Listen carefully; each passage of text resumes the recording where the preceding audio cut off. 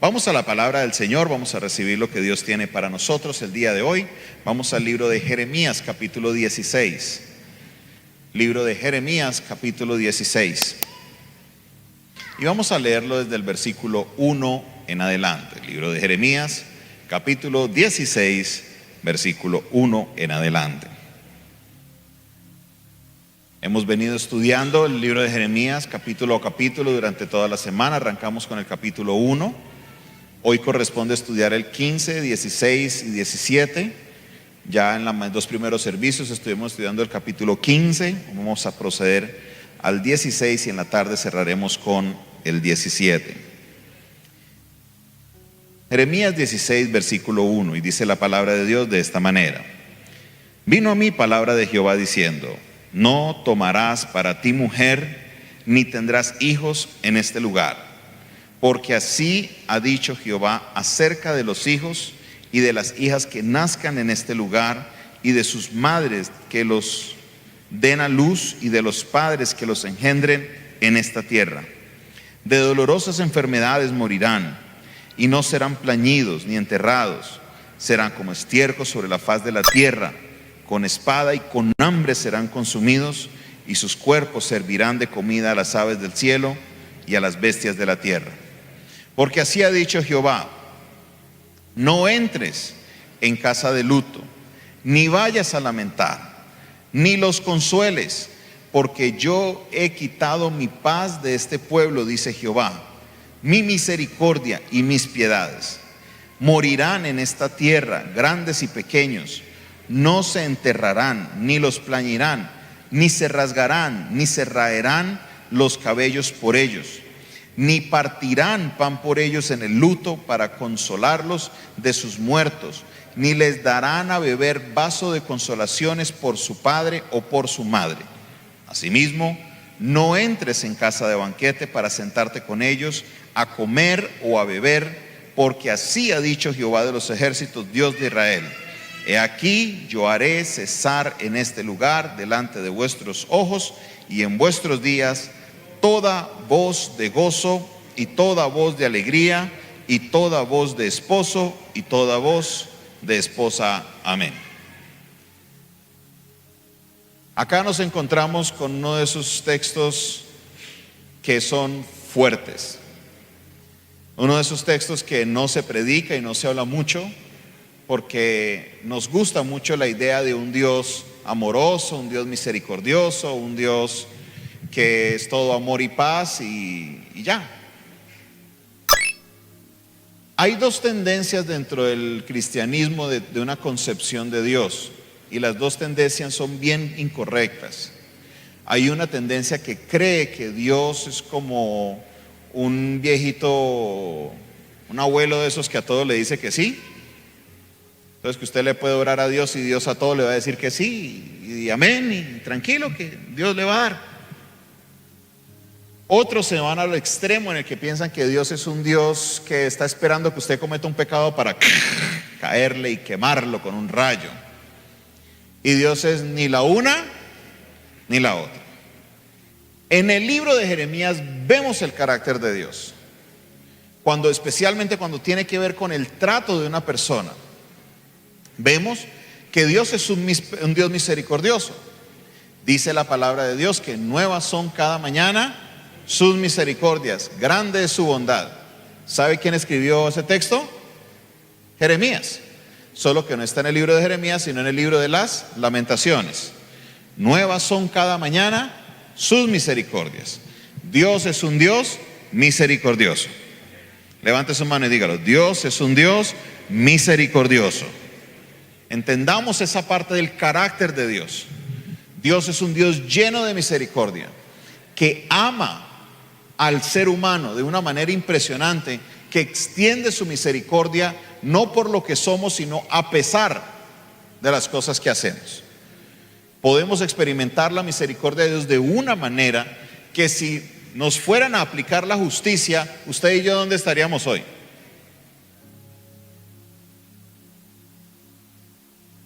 Creo que el silencio lo dice todo, ¿no? Dios, estamos aquí es porque Dios en su infinita misericordia así lo ha permitido. Yo quiero reconocer la misericordia de Dios el día de hoy, amén. Pero esa misericordia tiene un límite. Esa misericordia tiene un punto en el que Dios llega y dice: se acabó la misericordia, no más. ¿Por qué? Y aquí estamos hablando directamente a la nación de Judá.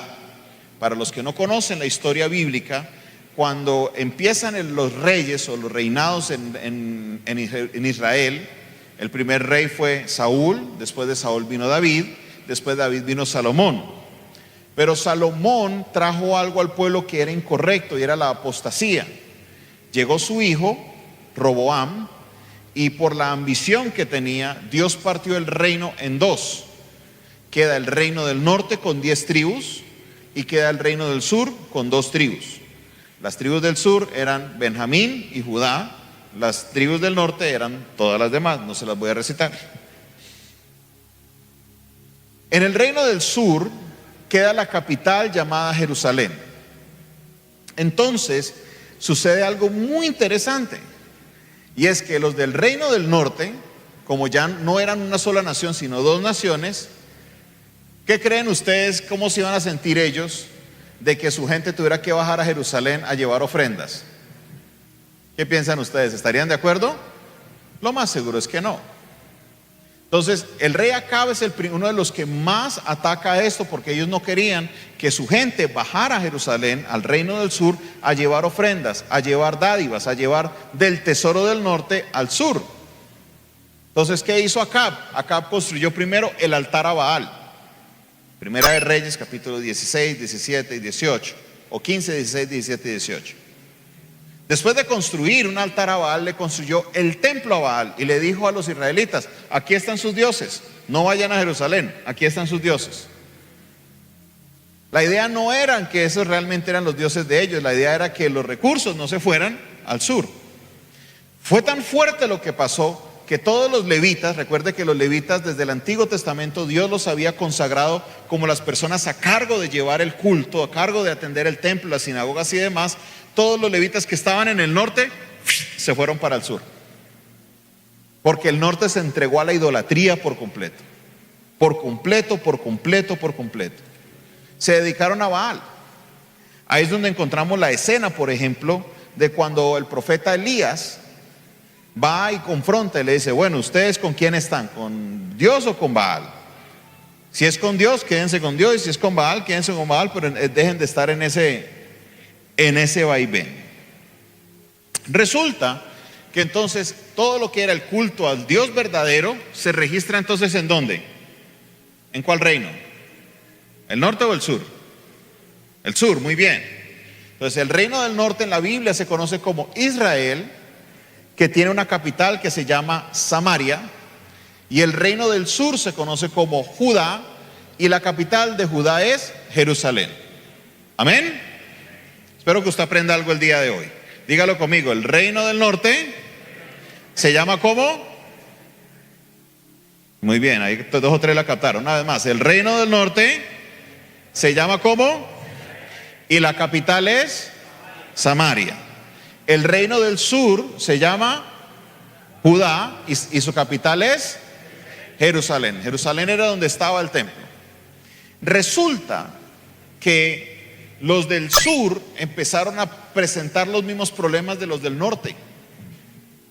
Y es que se empezaron a entregar a la idolatría. Se empezaron a dar a los dioses.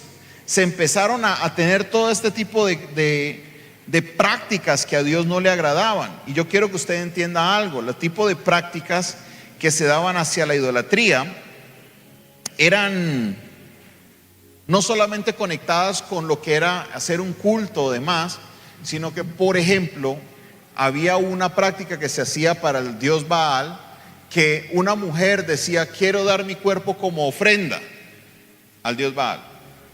Entonces, cuando se daba a esta mujer como ofrenda, la llevaban a una cabaña, a un lugar, y permitían que los hombres fueran y estuvieran con ella sexualmente como una manera de darle una ofrenda al dios Baal. Imagine cómo estaría ella en esa iglesia. Fue tan fuerte que cuando llega un punto en que ellos llegan a hacer de esas cabañas alrededor del templo que está en Jerusalén, donde se adora a Dios, estaban adorando a Baal a sus alrededores. Dios entonces le habla a la nación de Judá y le dice, ahí mismo en el libro de Jeremías, capítulo 8, les dice que su hermana Israel estaba entregada a la idolatría, pero su hermana Judá, donde estaba el templo y donde se preservaban grandes de las cosas buenas de Judá, fue peor que Israel.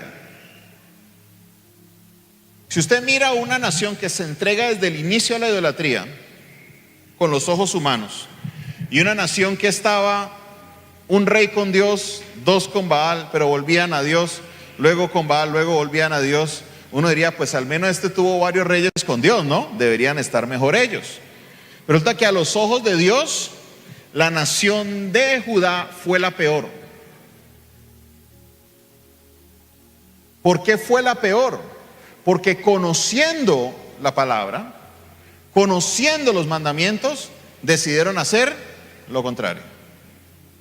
Aquí es donde usted entiende el texto de Apocalipsis que dice que a los tibios, ¿qué dice el Señor? Los vomitará de su boca. ¿Por qué los va a vomitar? Porque conociendo, están fríos, y lo peor de todo es que estando fríos se creen calientes. Hable con cualquier tibio y el tibio le va a decir, no, yo estoy bien con Dios. No le va a decir, yo estoy más o menos. El tibio está convencido que está bien con Dios, pero sabe que hay cosas que hace que a Dios no le agrada. ¿Qué les dice el Señor a la iglesia? Mejor hubiera sido. Entonces, en la cosmovisión de Dios, en la cosmovisión nuestra está en alto el que está entregado a Dios, en medio está el tibio y el frío está abajo. Pero para Dios es el que está con Dios, el frío, y el tibio es el que está por debajo.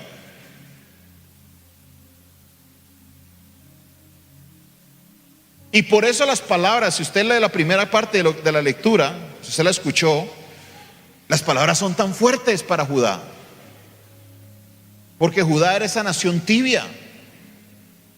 Mira nada más cómo arranca el texto. Le dice, Jeremías, tú no te vas a casar.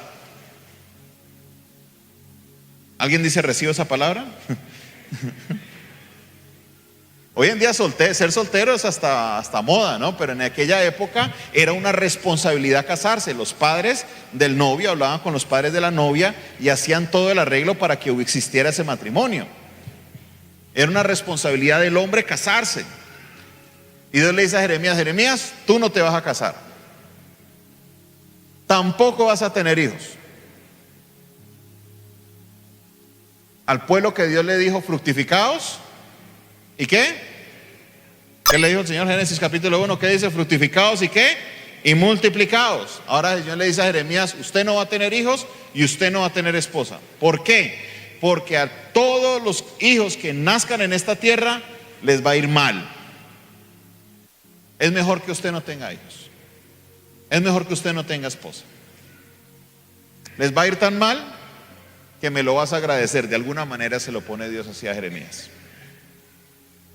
Porque los que tengan hijos van a ser asolados, van a enfrentar hambre, van a enfrentar crisis, van a enfrentar muerte, van a enfrentar espada. Y dice que el cuerpo de muchos va a quedar como alimento para las aves del cielo.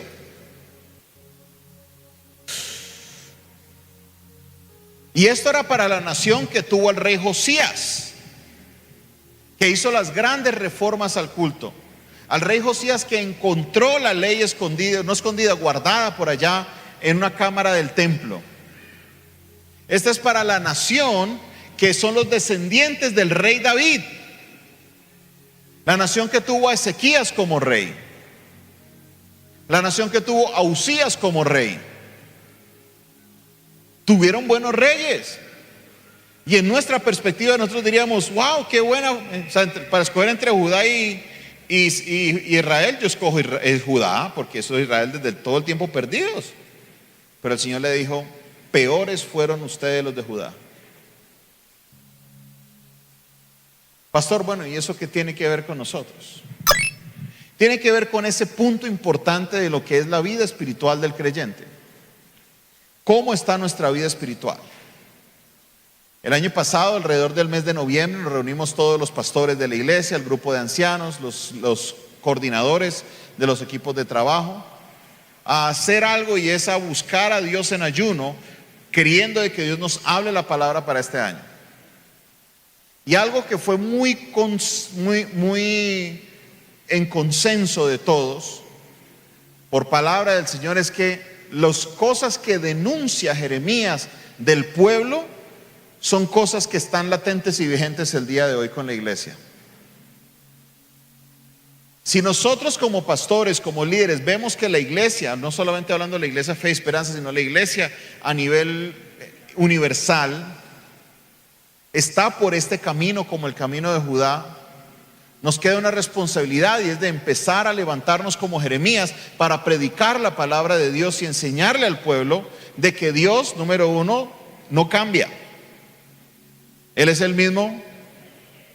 A ustedes se saben el texto, ¿cierto? ¿Qué dice? Que Jesús es el mismo, o el Señor, perdón, Dios es el mismo ayer, hoy y siempre. Entonces, si el Dios, como muchos le dicen, el Dios del Antiguo Testamento es el mismo del Nuevo Testamento, Él no ha cambiado, llega un momento en que se le acaba esos puntos de las misericordias y lleva semejante castigo a la nación de Judá. ¿Qué cree que puede pasar con nosotros? ¿Será que se le pueden acabar las misericordias a Dios otra vez? Yo creo que sí, porque es el mismo Dios, y si se le acabaron una vez, se le pueden acabar otra vez. Y no es la única vez que se le acabó. Vemos eso con muchas otras naciones, Sodoma y Gomorra, bueno, la destrucción de muchas otras ciudades que tenían problemas, y ya Dios dijo no más, porque Dios es misericordioso, pero Dios también es justo. Él practica su justicia y la hace para bien de todos nosotros. Si usted no cree que Dios puede de alguna manera afectar lo que es la iglesia, recuérdese nomás lo que pasó aquel fatídico marzo del 2020. ¿Quién recuerda ese mes? ¿Por qué lo recordamos? A ver. La pandemia, ¿cierto? ¿Qué fue lo primero que cerraron? ¿Sabía usted que en Cali el decreto para abrir los moteles salió primero que el decreto para abrir las iglesias?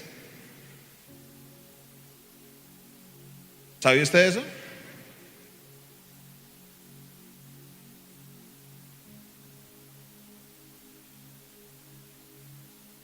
¿Qué Dios nos estaba diciendo a través de eso?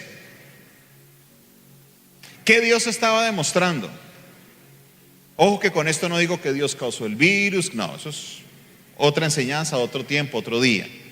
Pero que Dios permite ciertas cosas y las utiliza para bien, claro que lo es. Y nos demostró a nosotros que como iglesia, Él puede tratar con nosotros. De tener una iglesia de este tamaño, con la cantidad de personas, de repente a tener un culto donde en total podían entrar 10 personas, y las 10 eran el pastor, el guitarrista, las cantantes, el de las cámaras, porque estábamos transmitiendo por internet, un servidor en la puerta acordando. Nos tocaba rotar a los pastores. La pastoría le hacía una agenda, bueno, a las 7 le toca a tal pastor, a las 9, y cuando ya cambiaban de culto, el pastor tenía que irse para volver a entrar, para entrar el otro, que solo permitían 10 personas en el auditorio. Imagínense, en este auditorio tan grande, 10 personas. ¿Qué le estaba diciendo Dios a la iglesia? Ahí todo el mundo se arrepintió, ahí sí todo el mundo estaba hablando de la venida de Cristo, ahí sí todo el mundo estaba pensando, no, me voy a poner a cuentas con Dios, voy a buscar a Dios. Eso me escribieron gente, pastor, yo le pido perdón. Yo, perdón, ¿por qué? Yo no sé lo que pasó. No, es que yo una vez dije algo. Yo, bueno, tranquilo, no pasa nada, ya, todo bien. Porque estaban en ese toque espiritual que se nos demostró que sí, Dios puede hacer algo. Y aunque ese no fue el final de la misericordia de Dios, es una demostración a nosotros de que Dios está tratando con la iglesia. Porque esos problemas son latentes el día de hoy. Una nación tibia, una nación que cambiaba constantemente según su reinado. Eso somos nosotros. Una iglesia que cambia, es un camaleón. Una iglesia que cuando le conviene es de un lado y cuando no le conviene es del otro lado. No tenemos posturas firmes.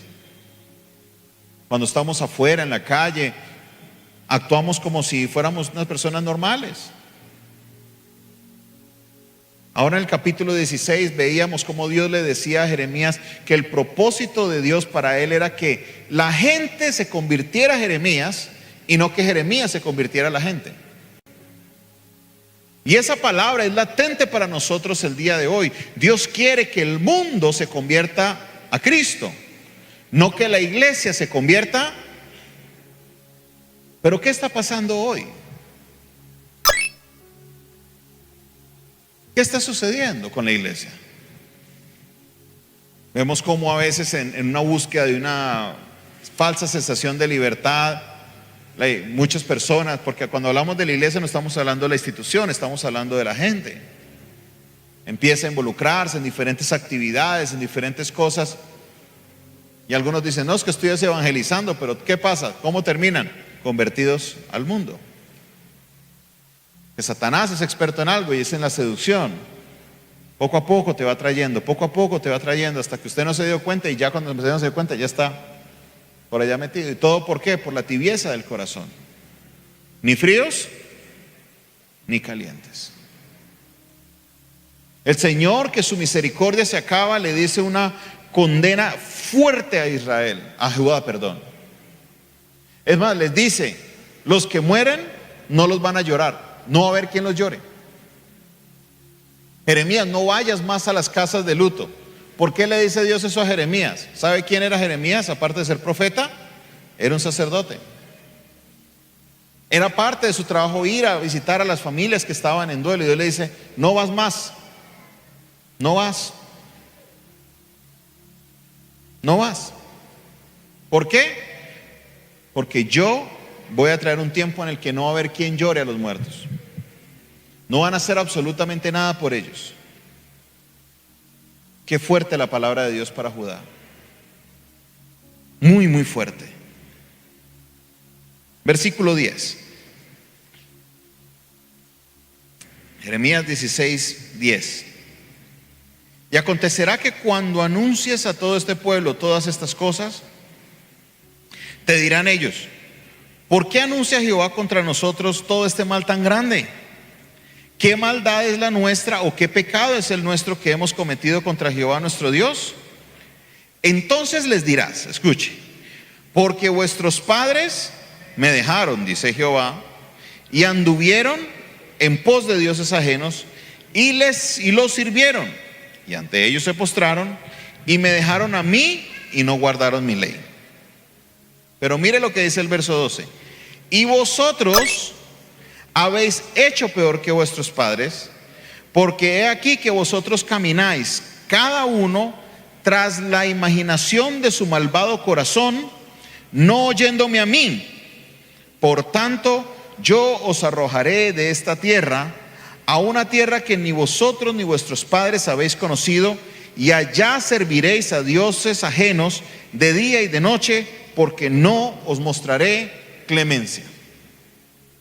Pues miren lo que les dice. Sus padres sirvieron a dioses ajenos. Sus padres se inclinaron a ellos. Pero el problema no es con sus padres. Dios dice que Él es justo, ¿no? Él no castiga la maldad de los padres sobre los hijos, no. El alma que pecare, dice Ezequiel, esa morirá. ¿Listo? ¿Hasta ahí estamos bien o no estamos bien? ¿Qué dice el Señor? El problema de Judá era ¿cuál? Que estaban en el camino uno tras otro, pero en vez de estar buscando a Dios, buscaban era su malvado pensamiento, lo que ellos creían, lo que ellos pensaban. Y cuando estaba lo que Dios decía, ¿qué dice el texto que hicieron ellos? Verso 12, una vez más. Y vosotros habéis hecho peor que vuestros padres, porque aquí vosotros camináis cada uno tras la imaginación de su malvado corazón y no oyéndome a mí. Aquí lo que está describiendo Dios es a estas clases de personas que usted le dice, vea, lo que usted está haciendo mal porque la Biblia dice esto, esto y esto. Pero yo no creo que Dios me condene por esto. Pero yo no creo que Dios me castigue por esto. Pero yo no creo que Dios...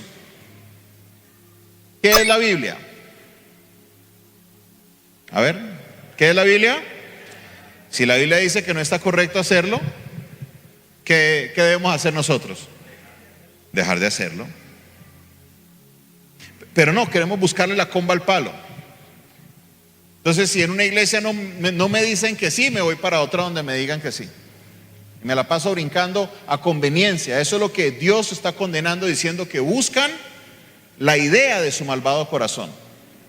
Quieren que todo se acomode al pensamiento de ellos y no ellos amoldarse al pensamiento de ¿quién? De Dios. Y eso es el problema, uno de los problemas que encontramos con la iglesia de día de hoy. Gracias a Dios hay muchas iglesias en la ciudad. Gracias a Dios hay cantidad de hombres que Dios está levantando para predicar su palabra. Pero a la misma vez eso presenta un problema para el creyente, porque si no le gusta en un lado se va para otro, no le gusta en el otro se va para el uno, y se la pasa en un turismo evangélico impresionante. Visitan 5 o 6 iglesias en el mes. ¿Que está mal visitar iglesias? No, el problema es el por qué se hace. Y se hace porque no me gusta lo que escucho en un lugar, entonces me voy a donde sí me guste. ¿Qué estoy buscando? ¿A Dios o lo que me gusta? Y cuando voy a una iglesia, ¿a qué voy? A buscar a Dios. Es que no me gustaron las canciones de hoy. Está bien, tienes todo el derecho a decirlo. Pero no estamos haciendo un playlist que le llaman los muchachos de la alabanza que sea a gusto de ustedes. Queremos en nosotros agradar a Dios por medio del cántico, de la alabanza y la adoración a Él. Amén. A veces los mismos músicos me dicen, pastor, esa canción no nos gusta. Esa es la que vamos a tocar. Porque la idea es que la alabanza y la adoración es ¿para quién? Para Dios. Llegamos y nos sentamos, estamos en el celular, y si cantan una que me gusta, ahora sí me paro y canto, y luego sí otra vez, como si la iglesia tuviera una necesidad de preparar algo que sea a gusto de la gente. La iglesia se trata de Dios. El dueño de la obra es Dios, y se hace en su casa lo que Él quiere. Y Él dice que fuimos creados es para su alabanza y para su adoración.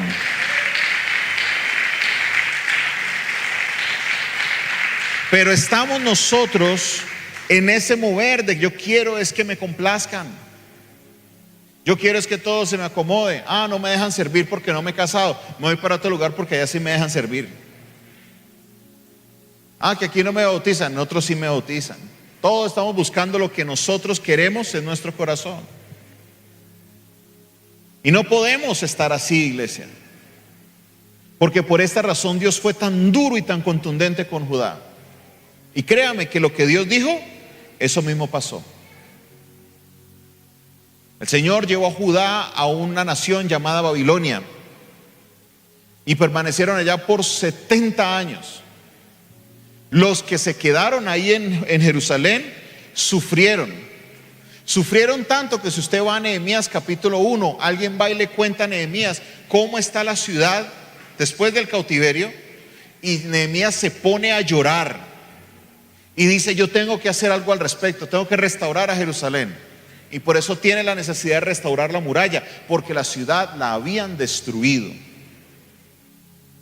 Nehemías tiene que llegar a construirse una casa para poder él estar, porque la casa que era de sus padres, la que era heredable, estaba destruida. Dios hizo como Él planeaba hacer. ¿Por qué? Yo sé que esta faceta de Dios a nosotros no nos gusta, pero es necesario entenderla. Dios no busca el mal de nosotros. No lo busca. Dios no quiere causarte mal a ti. Dios lo que hace es que Él utiliza las herramientas necesarias para llamar nuestra atención, para confrontarnos, para llevarnos al arrepentimiento. El Señor le dice a Judá: ustedes tienen tiempo, en unos capítulos anteriores le decía: ustedes todavía tienen tiempo de arrepentirse, y si se arrepienten los dejo aquí en la tierra y no pasa nada. Pero ¿sabe qué pasó con ellos? No escucharon a Dios. siguieron en su camino. Y el Señor les decía de nuevo, si ustedes quieren quedarse, busquen de mí. No se enorgullezcan en conocer las cosas del mundo, en tener sabiduría. Si se van a enorgullecer, si se van a estar alegres por algo, es en conocerme a mí, dice el Señor. En Oseas dice la palabra que el pueblo pereció, ¿por qué? ¿Conocimiento de qué? De Dios. De no conocerlo a Él, de que Él habla y no podemos distinguir su voz. Hoy en son de buscar lo que quiero estamos en las emociones. ¿Qué es lo que la iglesia me provee a mis emociones? Y si la iglesia logra llenar mi vacío que tengo emocional, entonces yo estoy bien. Cuando cantan una canción es que ahí sentí a Dios. Si fuera así, entonces la juez del show estaría sintiendo a Dios al menos una vez en cada programa, ¿no? Confundimos emociones con espiritualidad. ¿Por qué? Porque estamos en búsqueda de nuestros propios deseos. Esto es un flagelo terrible que tiene la iglesia, porque si algo se predica, si algo se enseña, si algo se dice que toque las emociones, nosotros inmediatamente decimos, uy, ahí está Dios. Si empiezo a llorar, si usted ve a alguien cantando una canción y empieza a llorar, ¿usted qué dice? Ay, Dios lo quebrantó. Eso es lo que decimos nosotros. Y lo que usted no sabe es que el ser humano está compuesto de cuerpo, alma y espíritu, y el alma, cuando se toca hablando de la música, hablando de las memorias, de los recuerdos, hay una parte que no es necesariamente espiritual. Yo compartí esta semana que cada vez en las que hacíamos los altares familiares en tiempo de pandemia, salían mis hijos a recitar el Salmo 4:8. Y créame que cuando me tocaba decirlo a mí se me hacía un taco en la garganta. No era porque Dios me estuviera tocando. Sí, es cierto, es su palabra, pero la razón por qué se me hacía un taco en la garganta es porque cada vez que nosotros nos íbamos a dormir, cuando mi papá estaba vivo, eso era lo que él nos hacía recitar. Había una memoria muy viva de él, así tuviéramos babas, de dormido que estuviéramos, nos despertaba y teníamos que decir, en paz me acostaré y así mismo dormiré, porque solo tú, Jehová, me haces vivir confiado. A dormir. Hay una memoria conectada a eso. Pero usted me ve llorando porque recito el versículo y dice, ay, el pastor lo tocó el Señor.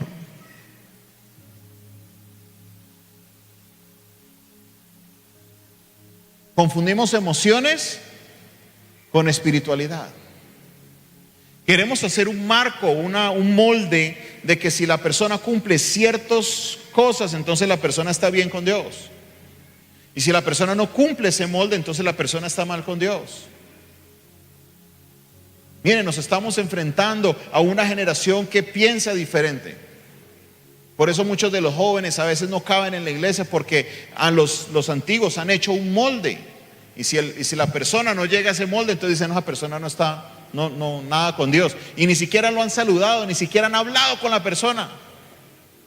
Solo porque lo ven con cierta apariencia y automáticamente, no, esa persona está mal con Dios, vamos a orar por esa persona. Desconociendo que a lo mejor la espiritualidad de esa persona puede hasta que esté mejor que la suya. Porque Dios no mira la apariencia. ¿Qué dice 1 Samuel 16? ¿Qué mira Dios? Lo que está en el corazón. Pero en búsqueda de nosotros, de nuestros malvados deseos, de nuestras emociones, el Señor viene y dice al pueblo, cuidado. Porque vienen días que pueden ser muy difíciles para la iglesia. A menos que cambiemos. A menos que nos arrepintamos de nuestros malos caminos. Versículo 14. No obstante, he aquí viene días, dice Jehová, en que no se dirá más, vive Jehová que hizo subir a los hijos de Israel de la tierra de Egipto, sino, vive Jehová que hizo subir a los hijos de Israel de la tierra del norte y de todas las tierras a donde los había arrojado, y los volveré a su tierra, la cual di a sus padres. He aquí que yo envío muchos pescadores, dice Jehová, que pescarán, y después enviaré muchos cazadores y los cazarán, y por todo el monte y por todo el collado y por todas las cavernas de los peñascos, porque mis ojos están en todos sus caminos, los cuales no se me ocultaron, ni su maldad se esconde de la presencia de mis ojos. Pero primero pagaré al doble su iniquidad y su pecado, porque contaminaron mi tierra con los cadáveres de ídolos y de sus abominaciones llenaron mi heredad. Viene una parte que es muy interesante. ¿Por qué? Porque aunque Dios les promete un castigo, también les promete un retorno. Les dice: vive Jehová, que los hizo regresar de las tierras del norte y de donde sea que ellos estaban. Aquí vemos ese corazón de Padre de Dios, que Dios no castiga para hacer el mal, no, es todo lo contrario. Dios, cuando disciplina, cuando Él castiga, es para el bien. Lo que Él quiere es que usted cambie. Lo que Él quiere es que usted deje los malos caminos, que usted deje las prácticas que tenemos en lo oculto, que usted y yo dejemos esas prácticas que a Dios no le agradan, aunque el pastor no esté, aunque los líderes no estén. Pero si la estás haciendo, entiende que los ojos del Señor, dice acá, están en todos nuestros caminos. El Señor es omnipresente, omnisciente, Él todo lo sabe, Él está en todo lugar, aun cuando nadie está ahí. Le tenemos más temor al pastor que a Dios. ¿Qué terror es eso? Convirtámonos de nuestros malos caminos, iglesia. Y mire que no digo conviértanse, convirtámonos, porque yo estoy incluido ahí. Hay cosas en mi vida que tienen que ser moldeadas por Dios. Y yo tengo que ser sensato a la hora de leer la palabra y decir: sé que hay cosas que Dios tiene que transformar en mí. Y la invitación es que usted, que está aquí el día de hoy, se acerque a Dios y le diga: Dios, de todo corazón te pido que me muestres y que me ayudes, porque yo quiero dejar de hacer las cosas que no tengo que hacer. Yo quiero hacer las cosas conforme a tu maravillosa y perfecta voluntad, porque si quiero agradar a alguien, es a Dios. Que si quiero la opinión de alguien, que sea la de Dios. Con tal que Él esté bien conmigo, lo demás no importa, porque Dios es a quien yo quiero agradar. ¿Alguien más quiere agradar a Dios en esta hora?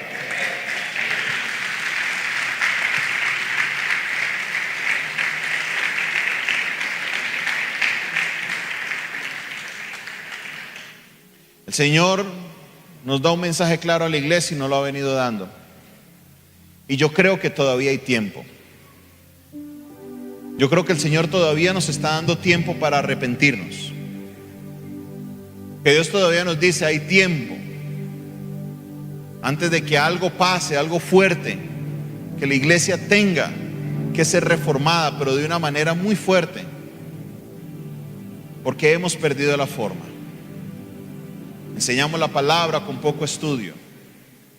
Decimos las cosas que nos parece que el texto dice, no realmente lo que Dios quiso decir. Sacamos conjeturas de donde no son y muchas veces pisoteamos la palabra de Dios. Conozcamos bien a nuestro Dios. Él nos ha dejado un testamento de quién es Él, para que conozcamos a Él, para que sepamos cómo es Él, cómo obra, cómo Él actúa, y que comprendamos que su misericordia, aunque está vigente, puede llegar a un fin. Por eso tengo que convertirme de mis malos caminos. Por eso tengo que dejar de hacer las cosas que no debo de hacer, porque así nadie me vea, Dios sí las está viendo, y al final de cuentas el que me va a juzgar es Dios. Que se haga la voluntad de Dios y no la nuestra. Tenemos nosotros que llegar a donde Dios. Aquí tengo el barro de la semana pasada. Recuerde que nosotros somos el barro. Estos somos nosotros. Dios es el alfarero. Tenemos que entregarnos al Señor y decir: Señor, aquí está mi vida. Haz de ella lo que tú quieres hacer. Haz de ti, de mí, tu voluntad. No me gusta lo que veo, pues es Dios el que se va a hacer la obra en mi vida, y Él sabrá para qué lo hace. Mire, usted puede mandarse a hacer una vasija muy bonita para hacer un florero, pero con el mismo barro puedes hacer una vasenilla. ¿Son necesarias? Claro. No importa de qué te arme Dios o de qué te ponga a hacer Dios. Tu éxito, tu felicidad, tu paz estará en el momento que decidas vivir en la voluntad de Dios. Corría el año 2010. Lo recuerdo como si fuera ayer. Yo vivía en Estados Unidos. Estaba de novio con la que hoy es mi esposa. Escuché la voz de Dios. La escuché pocas veces, digo, Dios me habló o yo escuché la voz de Dios. Pero esta vez escuché la voz que me dijo: tu ciclo en Estados Unidos se acabó. No me deportaron, no me echaron. Yo entendía para qué Dios me estaba llamando, era renunciar a todo lo que yo tenía ya para venir aquí a Colombia a servir al Señor. No sabía, nadie sabía lo que le iba a pasar a mi padre, nadie. Yo vengo a servir porque eso es lo que Dios me ha llamado a hacer. Recuerdo muy bien que mis amigos en Estados Unidos me decían: Jonathan, ¿a vos qué te pasa? Todo el mundo se quiere venir de Colombia a Estados Unidos y vos devolviéndote. ¿Cuánto no daría una persona por los documentos que tú tienes? No les podía explicar que era porque Dios me había hablado, eran amigos inconversos. Pero yo tenía la paz y la tranquilidad de que estaba tomando la mejor decisión. La que hoy es mi esposa, quien era mi novia en ese momento, le dije: terminamos porque me voy para Colombia. Me dijo: no, yo me voy para Colombia con usted. Señor Jesús. Se ríen las mujeres, ¿no? Para que no caigan en la trampa los hombres. No, mentiras. Yo hice así porque después en cualquier pelea que iba a suceder, acuérdese que yo estoy aquí por... No ha sido así, tranquilos. Tenemos un matrimonio bueno y estable, gracias al Señor. Pero decidimos eso. Mi esposa tenía su carro en Estados Unidos, yo tenía mi carro, vendimos los dos carros y me quedé un año andando en mío, con la plata para comprar un carro porque no encontrábamos uno, hasta que el Señor me regaló el carro que tengo hoy. Vendimos dos para comprar uno. Pero sabe que yo me siento más feliz que nunca, porque sé que estoy cumpliendo la voluntad de Dios. Ahora estaré aquí.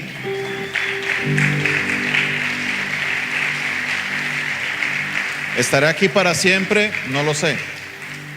El dueño de esta obra no es Jonathan Castañeda ni Modesto, nadie de los Castañeda. La obra le pertenece a Dios y Él me tendrá aquí hasta que a Él bien le parezca. Ojalá sea para siempre, pero Él en cualquier momento puede decir: Jonathan, entregue y vaya para otro lado. Y si Él lo dice, hay que hacerlo, porque el que manda es Dios. Él es Dios, Él reina, Él es el que manda. Y lo que Él dice, se hace. No cometamos el error de Judá, que por buscar nuestros intereses y lo que nos gusta, o ignoramos la voz de Dios para nuestras vidas. Que se haga la voluntad de Dios y no la mía. Rinda su vida al Señor por completo. Déjese amasar por el Maestro de maestros. Déjese dar forma.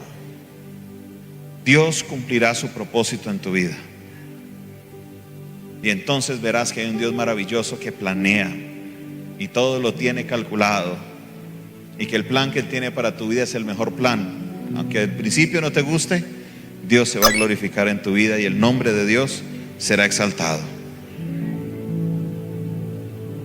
Cristo reina por siempre y para siempre.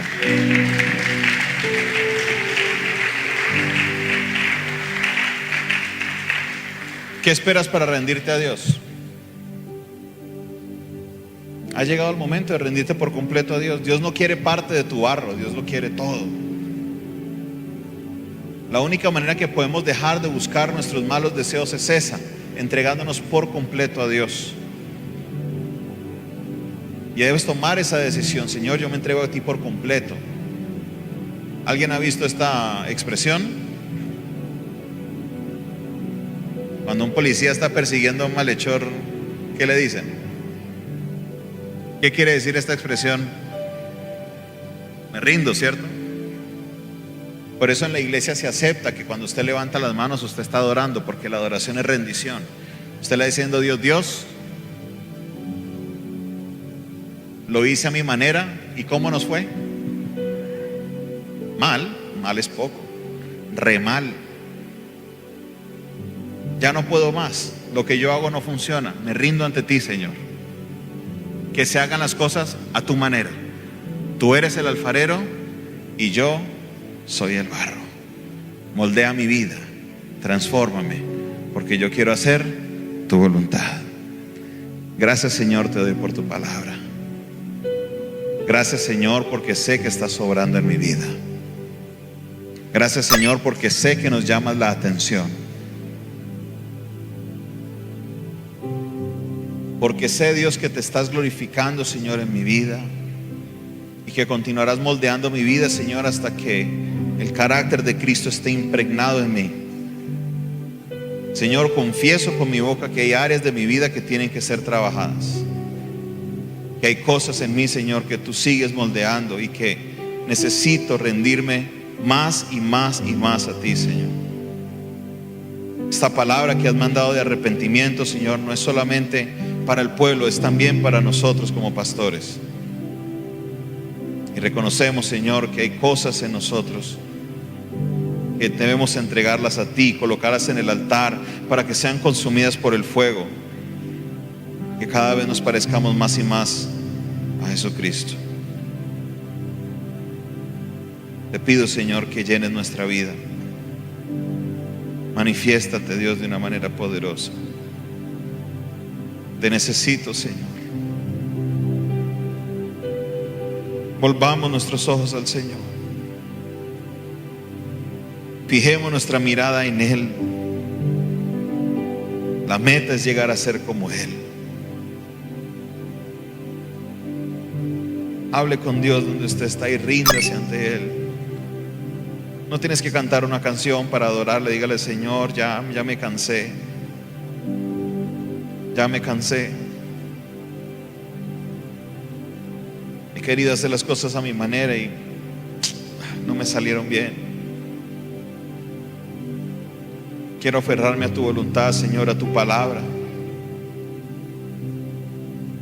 Ayúdame, Señor. Ayúdame, Señor.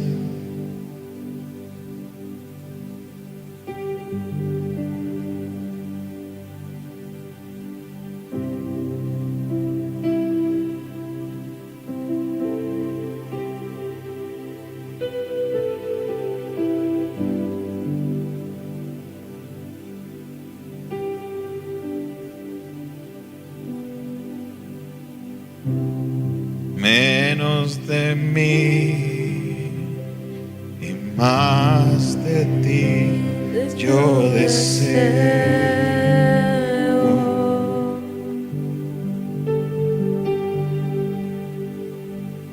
Menos de mí y más de ti